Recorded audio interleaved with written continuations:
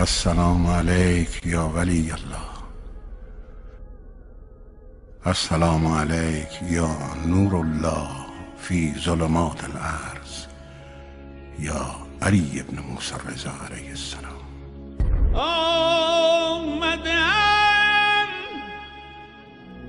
پروردگار عالم نے انسان کو ان تمام جسمانی طاقتوں سے نوازا ہے جو اس دنیا میں زندگی گزارنے کے لیے ضروری تھی۔ انسان کے اندر وہ جسمانی طاقتیں شاید بہت سارے جانوروں سے کم ہیں، لیکن ایک صلاحیت خدا تعالیٰ نے انسان کو ایسی دی جس نے انسان کو دوسرے تمام مخلوقات کے اوپر برتری دے دی۔ آپ دیکھتے ہیں کہ ہماری، جیسے کہ میں اس کو کئی دفعہ عرض کر چکا ہوں آپ کے سامنے، کہ ہماری کوئی بھی جسمانی صلاحیت جانوروں سے بہتر نہیں ہے۔ کوئی بھی جسمانی صلاحیت اگر آپ جانوروں سے مقایسے میں لیں تو ہم جانوروں سے بہتر نہیں تھے، لیکن بہرحال اس نظام کے اندر انسان کے پاس وہ کون سی ترکیب تھی کہ دوسرے جانور یہ نہیں کر سکے؟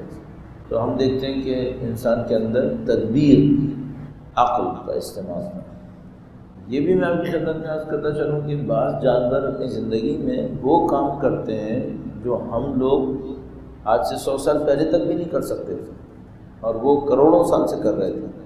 اس کا مطلب یہ کہ عقل کا غیر ارادی استعمال ان کے اندر کچھ ایسا تھا جو ہم سے بہتر تھا۔ غیر ارادی استعمال، عقل کا ارادے کے ساتھ استعمال وہ انسان کے اندر ہے، یہ ان کے اندر نہیں ہے۔ وہ بہت سارے کام پیچیدہ کر رہے ہیں۔ کچھ جانور ایسے ہیں پانی میں رہنے والے جو چھوٹے موٹے ڈیمز بناتے ہیں، درختوں کو کاٹ کاٹ کے ڈیمز بناتے ہیں، اور ان کے ڈیمز بہت کمپلیکیٹڈ ڈیم ہیں، آسان نہیں ہے۔ یعنی آج سے 100-200 سال پہلے کا انسان بھی وہ نہیں کر سکتا تھا جو جانور کر رہے تھے۔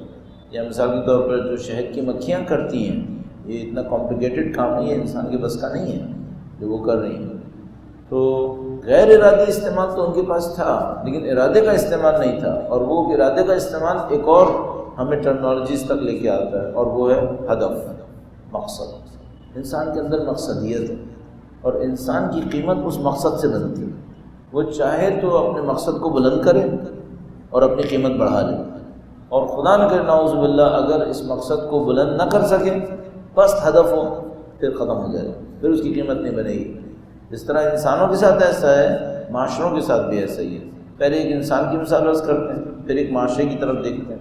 ایک انسان میں شمشیر چلانے کی طاقت ہو، یا آج کے دور میں مثال کے طور پر وہ اسلحہ استعمال کرنے کی طاقت رکھتا ہوں، تو دو انسان اگر ایک جیسا اسلحہ استعمال کرتے ہوں، شمشیر یا بندوق کوئی بھی، دونوں کا ہدف مختلف ہو، تو قیمت مختلف ہوئی یا نہیں؟ قیمت مختلف ہو جائے گی۔ ایک بہت عجیب روایت موجود ہے۔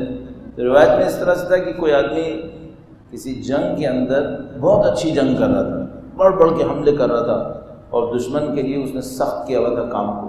تو کوئی دیکھنے والا دیکھتا ہے اور کہتا ہے کتنا بڑا مجاہد ہے، اور یہ ہے اور وہ ہے، تعریفیں کرتا ہے۔ تو اللہ کے رسول سنتے ہیں اور فرماتے ہیں کہ نہیں، یہ شہید حمار ہے، گدھے کا شہید ہے، گدھے کا شہید ہے۔ تو وہ جو سنتا ہے، جو لوگ تعریف کر رہے تھے، ان میں سے ایک آدمی کہتا ہے کہ یہ تو اللہ کے رسول نے بڑی اچھی بات کہی، یہ اتنا کفار پہ حملہ کر رہا ہے اور اللہ کے رسول نے کہا گدھے کا شہید ہے۔ تو کہتا ہے میں اس کو فالو کرتا ہوں، دیکھتا ہوں معاملہ کیا ہے۔ تو وہ تھوڑا سا ہمت دکھاتا ہے، وہ بہت تیزی سے حملہ کرتا ہوا آگے جا رہا تھا، تو اس کے ساتھ چلنا مشکل تھا، لیکن یہ ہمت دکھاتا ہے، اس کے ساتھ ساتھ چلتا ہے۔ تو کہیں پہ جا کر بدقسمتی سے، یا کہیے وہ جو بڑھ کے حملہ کر رہا تھا، وہ دشمن کی زد میں آ جاتا ہے، وہ زمین پہ گر جاتا ہے۔ زمین پہ گرتا ہے، مرنے لگتا ہے، تو یہ نزدیک جاتا ہے اور اس سے کہتا ہے کہ تم بہت بہادری دکھا رہے تھے، کیوں کر رہے تھے اتنا، دیکھو مر گئے۔ کہنے لگا یہ دشمن اس فلاں آدمی کا نام لیتا ہے، اس کا گدھا مجھے بہت عرصے سے پسند تھا، میں انتظار کر رہا تھا کبھی میدان میں لائے تو میں اس کا پکڑ لوں گا۔ اس کو اللہ کے رسول نے کہا تھا یہ شہید حمار ہے، یہ شہید راہ خدا نہیں ہے، یہ گدھے کے لیے شہید ہو گیا۔ نیت یہ کرتی ہے انسان کے ساتھ، اگر ہدف بڑا نہ ہو یہ ہو جاتا ہے۔ ہدف بڑا رکھنا چاہیے۔ بڑے ہدف کا مطلب کیا ہے؟ امپائر اسٹیٹ بلڈنگ بنانی نہیں، اللہ کے لیے کرنا۔ اہل بیت نے کتنی دفعہ فرمایا چھوٹا سا کام بھی جو خدا کے لیے ہو اس کی قیمت بہت زیادہ ہے۔ بڑے ہدف کا مطلب کیا ہے؟ میں اپنے لیے کروں، اپنی اولاد کے لیے کروں، اپنے خاندان کے لیے کروں، یہ چھوٹی بات ہے، چھوٹے کام نہیں کروں. یہ بھی کرنا چاہیے، واجب ہے بچوں کو اچھی زندگی دینا. البتہ سب چیزیں ترجمہ کرنے کی ضرورت ہے. اچھی زندگی کا مطلب کیا ہے؟ اچھی زندگی کا مطلب یہ ہے کہ جس کے اندر پیسہ زیادہ ہو، جس کے اندر ریسورسز زیادہ ہو.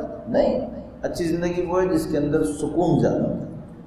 سکون بھر لو پورے گھر کو سامان سے، سکون نہیں، خوشی نہیں، کیا فائدہ؟ نفرتیں لے کے بیٹھے ہوئے نعوذ باللہ تعالیٰ، تو گھروں کو بھرنے سے کیا فائدہ ہوگا؟ دولت کے انبار لگا لو، خوشیاں نہیں ہیں، محبت نہیں ہے. اچھی زندگی کا مطلب یہ ہے. میں کہہ رہا ہوں اس کو بھی کوئی ہدف بنائے، یہ بھی ہدف اچھا نہیں ہے. کیوں؟ چھوٹا سا ہدف ہے. ایک دفعہ ایک آدمی مجھے ایک دفعہ کسی جہاز میں ملا، میں جا رہا تھا ناروے کی آبادی چھوٹی سی ہے، تو وہ میرے ساتھ ایک بندہ تھا، وہ ناروے کا ہی تھا. تو میں نے اس سے کہا تمہارا ملک اچھا ہے، 8 سال سے بیسٹ لائف اسٹائل کے اوپر ہے، لیونگ اسٹینڈرڈس اس کے بہت اچھے ہیں. تو اس نے کہا کتنے لوگ ہیں ہم لوگ؟ اتنے سے لوگوں نے اگر اچھا بنا بھی دیا تو کیا ہوگا؟ اس نے اپنے ملک کے لیے کہا. بات صحیح کہی. البتہ جو اچھا کام ہے وہ اچھا کام ہے، جو غلط ہے وہ غلط ہے، علیحدہ معاملہ ہے. لیکن اپنے گھر کو اچھا کر لو. 4 بندے 6 بندے کیا تیر مارنے، کیا کیا اس نے؟ ہاں یہ بتاؤ دوسروں کے لیے کیا کیا؟ کتنے لوگوں کی زندگی میں کوئی پازیٹیو چینج لے کر آئے؟ یہ بات ہے. تو لوگوں کی زندگیوں کو بدلو. دیکھو اس اعتبار سے دیکھیں امام خمینی کی زندگی کتنی بابرکت زندگی. اللہ اکبر. انسان رشک کرتا ہے، واقعا رشک کرتا ہے. کروڑوں انسانوں کی زندگیوں کو مقصد دے دیا. تو انسان کی زندگی کا ہدف بڑا ہونا چاہیے، خدا کے لیے ہونا چاہیے، بندوں کی خدمت کے لیے ہونا چاہیے، اور دیر پا ہونا چاہیے. دیر پا. ایک دفعہ کیا ہوتا ہے، ہم بہت بڑا ایک کام کرتے ہیں. کیا کیا؟ 30,000 لوگوں کو کھانا کھلا دیا. چلو ٹھیک ہے، ایڈورٹیزمنٹ بڑی ہو گئی، پوری دنیا میں پوسٹر لگ گئے، ٹیلی ویژنس کی کوریج ہو گئی، یہ ہو گیا وہ ہو گیا. کیا کیا آپ نے؟ 30,000 لوگوں کو کھانا کھلایا. اچھا ان میں 30,000 لوگوں میں سے جو واقعاً حقدار تھے کھانا کھانے کے وہ کتنے تھے؟ ایک بات. دوسری بات، 30,000 لوگوں کو کھانا کھلا دیا، کتنی دیر بعد دوبارہ کھانا چاہیے؟ 4 گھنٹے بعد، 5 گھنٹے بعد. یہ کون سا کام کیا؟ ایسا کام کرو جس کا لمبی مدت کا اثر ہو. میں نہیں کہہ رہا کہ جو بھوکا مر رہا ہے اس کو میں کہوں گا 10 سال کے منصوبے کے بعد آؤں گا، وہ تو بھوکا بھی مر جائے گا. بھائی جو بھوکا مر رہا ہے اس کو تو فوراً کھلاؤ، وہ تو بات صحیح ہے. لیکن بعد میں آپ نے کام ہی یہی پکڑا ہوا ہے کہ صرف کھانا کھلانا ہے، اس سے مسئلہ حل نہیں ہوگا. لمبی مدت کا سوچو، تھوڑا سا گہرائی میں جا کے سوچو. وہ جو ایک واقعہ بیان کرتے ہیں کہ بھئی ایک نہر کو پانی بہہ رہا تھا، اس میں کسی کو لاش نظر آئی، وہ اترا نیچے لاش کو اٹھانے کے لیے کہ بھئی کوئی لاش ہے اس کو دفنانا چاہیے. اس نے لوگوں کو آواز دی کہ بھئی آؤ، اس طرح ایک بے آسرا لاش پڑی ہے، اس کو دفناتے ہیں. تو وہ اس کو دفنانے لگے، دیکھا پیچھے سے ایک اور لاش آ رہی ہے. اس نے دیکھا ایک نہیں ہے، لائن لگی ہوئی ہے، بہت آ رہے ہیں. تو اس نے پورے گاؤں کو بلایا کہ بھائی سب لوگ آؤ، یہ دیکھو یہاں پتہ نہیں کتنے لوگ مرے ہوئے ہیں، ان کی لاشیں آئے چلی جا رہی ہیں، سب اترو اس کو دفنانے کے لیے. تو جب وہ یہ کہہ رہا تھا تو کچھ لوگ نہیں رکے، کچھ جو گاؤں والے تھے وہ نہیں رکے، وہ اور آگے گئے. تو اس نے کہا کہ بھائی تم لوگ کو شرم حیا نہیں ہے، اتنے لوگ مر رہے ہیں یہاں پہ، اس کو آؤ اٹھاؤ. انہوں نے کہا نہیں، تم لوگ یہ لاشیں اٹھاؤ، ہم پیچھے جا کر اس کو پکڑتے ہیں جو یہ بندے مار رہا ہے. یہ تو ہم ساری زندگی لاشیں اٹھاتے رہیں گے. کوئی تو جو پیچھے جا کر اس ظالم کو مارے جو اتنے مظلوموں کو مار رہا ہے. ٹھیک ہے، اب آپ کھانا کھلائے جاؤ. بھائی یہ تو پوچھو غربت آ کیوں رہی ہے؟ غربت لا کون رہا ہے؟ اس سے کون لڑے گا؟ انبیاء کرام علیہ السلام جو زمین پر آتے تھے اور تشریف لاتے تھے اور کہتے تھے کہ مثلا اللہ نے کہا اذهب الى فرعون انه طغى، اے موسیٰ جائیے آپ فرعون کے سامنے، کیونکہ اس نے بغاوت کی ہے. تو اللہ نے مثلا بنی اسرائیل کے بھوکوں کو کھانا کھلانے کو کیوں نہیں کہا؟ وہ بھی کھلاتے تھے، لیکن کہا اصل ٹاسک یہ ہے کہ فرعون کو روکو. یہ وہ جابر ہے کہ جو تمام لوگوں کو مظلوم بنا کے بیٹھا ہوا ہے. یا مثلا حضرت ابراہیم علیہ السلام آئے، انہوں نے بتوں کو توڑ دیا. سب سے پہلے کیوں بتوں کو توڑ دیا؟ کہا یہ بت پرستی کے نام پر لوگوں کو غلام بنایا ہوا ہے، لوگوں کو اگر آزاد کرنا ہے تو ان بتوں کو توڑنا پڑے گا. تو ہمیشہ جا کر بنیاد کو دیکھیں، بنیاد میں جو خرابی ہے اس کو صحیح کرنے کی کوشش کریں. اگر وہاں پہ میں نے اور آپ نے کام کر لیا تو باقی چھوٹی موٹی چیزیں جو سامنے آتی رہتی ہیں یہ خود بخود صحیح ہوتی ہیں. مددی